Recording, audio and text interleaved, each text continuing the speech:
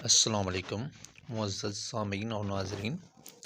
جماعت نحم اور دہم کے پرچہ اردو میں بورڈ کی طرف سے کم نمبر آنے کی بہت سی وجوہات ہیں جو عام طالب علموں کے علم میں نہیں ہیں۔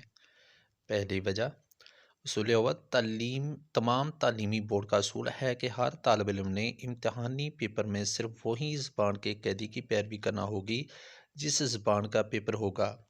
اردو پرچہ کی بات کی جائے تو اس کا اصول یہ ہے کہ کسی سوال کا نمبر دیتے ہوئے اردو پرچہ میں اردو ہندسی گنتی کو ہی استعمال کرنا ہوگا۔ مثال کے طور پر سوال نمبر 1، سوال نمبر 2 اور سوال نمبر 3، یہ دیکھیں اردو ہندسی گنتی میں میں نے سوالوں کے نمبر دیے ہیں۔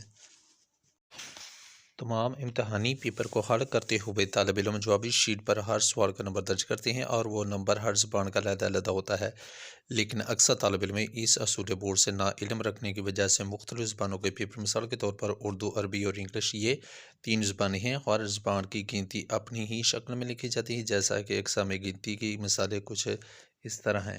نمبر 1 کے سامنے جو گنتی لکھی ہوئی اس کو اردو ہندسی گنتی کہا جاتا ہے، اور جو نمبر 2 کے سامنے لکھی اس کو اردو لفظی گنتی کہا جاتا ہے، اور نمبر 3 پر یہ اردو حروف کی ابتدائی اشکال ہیں۔ نمبر 4 پر 1 سے لے کر 0 تک یہ عربی گنتی ہے، اور نمبر 5 پر یہ ہے رومن گنتی۔ اب ہم اپنی اردو ٹیکسٹ بک اس کو کھول کر دیکھتے ہیں اس کی تسلی کے لیے۔ یہ جماعت دہم کا سبق جس کا عنوان ہے اردو ادب میں عید الفطر، اور یہ اس کی مشق ہے، صفحہ نمبر 45 ہے۔ سوال نمبر 7 ہے، یہ سوال نمبر 7 دیکھیں اردو ہندسی گنتی میں لکھا ہوا ہے، اور 7 کے آگے پھر جز ہیں جو الف با جیم جو اردو حروف تہجی کی اشکال میں ہیں، اور الف کی پھر آگے جز ہیں جو 1 2 3 4 یہ ہے رومن گنتی میں۔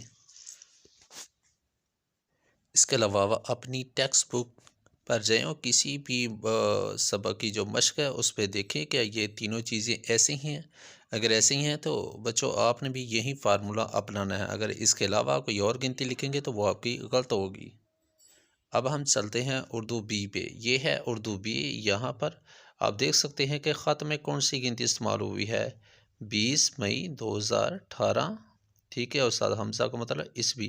اگر جو سامنے میں نے لکھا ہے 20 مئی 2018 تو یہ اس طرح لکھا ہوا غلط ہوگا اور نمبر آپ کا پکا کٹ جائے گا۔